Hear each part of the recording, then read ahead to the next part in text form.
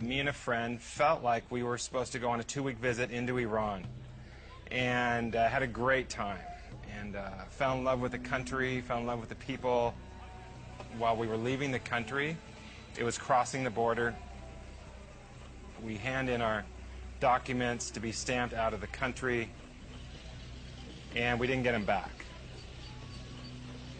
And it was about 6 hours later that they finally came back to us and said, there's a problem with your documents. And the reality is that I had dealt with before I went, like, what if you have a problem? What if there could be complications being an American? Yeah, it all came to the surface. And I realized, wow, I could really have a problem like this is for real. And yeah, in my walk with the Lord and in many dangerous places, I've always seen God come through. And all of a sudden, the thought hit me, well, what if this is different? They separated me and my friend, took me into another room, and there they beat me for about 6 hours, kicking me and hitting me.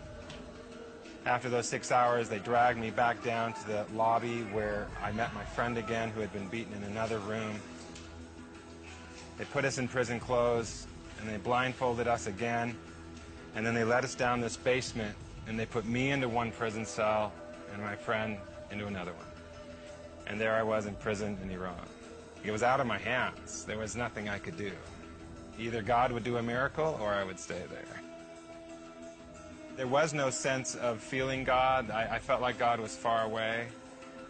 All I could really trust in was His character, and that His character would be true no matter what I was feeling and no matter what circumstance I was going through. They put me in a cell in isolation, had a light in one corner, and that was on 24 hours a day. It was in the winter time. There was actually snow outside, but the heater didn't work well. They only let me out of the room to be interrogated, which was once a day or sometimes not at all. And then they would lead me down this hallway and take me into the interrogation room, which was an ugly room. It had blood stains on the floor, very dark and murky. It was definitely the most terrifying part of the whole experience. The beatings would start, and it would be slapping in the face, hitting in the stomach, sometimes kicking. I struggled with faith. Was God with me? Did He love me? If God's good, why would He allow me through the situation? And I remember one day I woke up, and I was done, inside. And I remember waking up that day thinking to myself, if I'm going to be here the rest of my life, why not check out? My only thought was not to stay there. And the only way not to stay there was to die. I stuck my head in the sink, I filled it up, and tied one end to a bracket, put it over my head, and then hopefully would tie the other end tight, thinking that, with my head in the water, in a few minutes I'd be gone. 4 times I tried to kill myself, but every time I tried, I was too scared to tie the other end. And I'll never forget the last time. Again I tried, again I was like, come on, do it, and again I just couldn't do it. I couldn't tie it tight. And I remember at that moment jerking my head out of the water. And if I was ever aware of my brokenness, I was aware of it at that moment. And I remember falling down on the ground, and I was broken. And if I was ever aware of my shame, I was aware of my shame at that moment. And I remember lying down on the ground. In that moment, all of a sudden, the room fills with this glorious light. And I turn around to see what's going on, and there is Jesus. And He's standing in front of me with this big grin and smile on His face. And it was at that lowest point that He met me. And He looks at me, and He stretches out His hands, and He puts them underneath me like this. And in the vision, as I see Jesus, He looks at me and says this. He says, Dan, I love you, and I promise to carry you through this time. And from that day until this day, I've never had those thoughts again. And that's who Jesus is. He meets us at our lowest, and He can rescue us from the depths of us, and He wants to give us life in the midst of the pain of life. And He meets us, and He loves us, and He wants to rescue us no matter what we're going through. God began to challenge me with His love for our enemies. And He said this, He's like, Dan, ask me what I think about this man. And he asked me the question about the man who was my interrogator, the man who beat me, the man who seemed to hate me the most.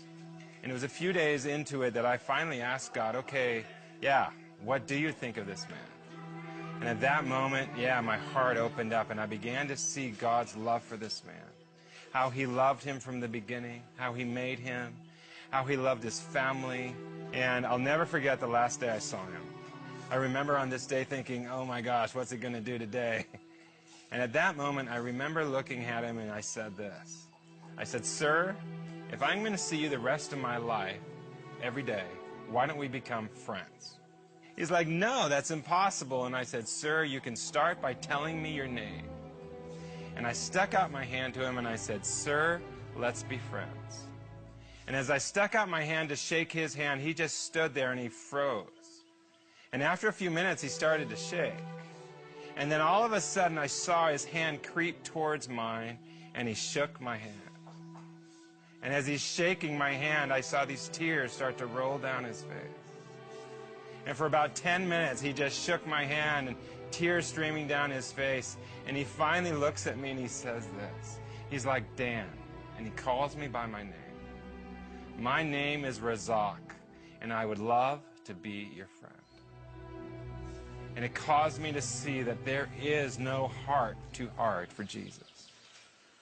That he can change the hardest heart. God taught me to love my enemy. I heard these guards talking about the foreigners, me and my friend. They're Christians, they follow Jesus. And then another one was said, oh, these foreigners, they knew they could have problems when they came here, but they have purpose. They've got a reason to live and a reason to die. And that's what I want. And I heard 3 of these men say, yeah, today we are going to follow Jesus. We are going to follow the way. And if that was part of the reason why God allowed me down there, yeah, so be it. And just like, yeah, those guards in prison, I long for people to know today how good Jesus is, that he can rescue us in the midst of pain, in the midst of our shame, our brokenness. He wants to meet us, and that he is good no matter what we're going through, and that he loves us. I found out indirectly that I was under 2 death sentences. And again, in that prison, I heard executions, yeah, quite regularly. And it was my moment in a courtroom. I stood on the stand, hundreds of people in the room, video cameras, judges. And then came the question, tell us today, sir, why? Why did you come to Iran? Something rose up within me, that, yeah, the power of God. And I remember looking at the judge and saying this, I came to Iran to tell you about Jesus Christ. And when I said that, I'm like, oh, what did I say? And all of a sudden, I said it again. And then I said it again. And then something started to grow in my heart. And for about 20 minutes, I just preached the gospel. And I told everyone in that courtroom, and I told everyone who could hear me, all about who Jesus is, all about how much he loved them. All of a sudden, I realized something. I am free. I am free. So what if they kill me? My life is bought by the blood of Jesus. My home is in heaven, and no one can take that away.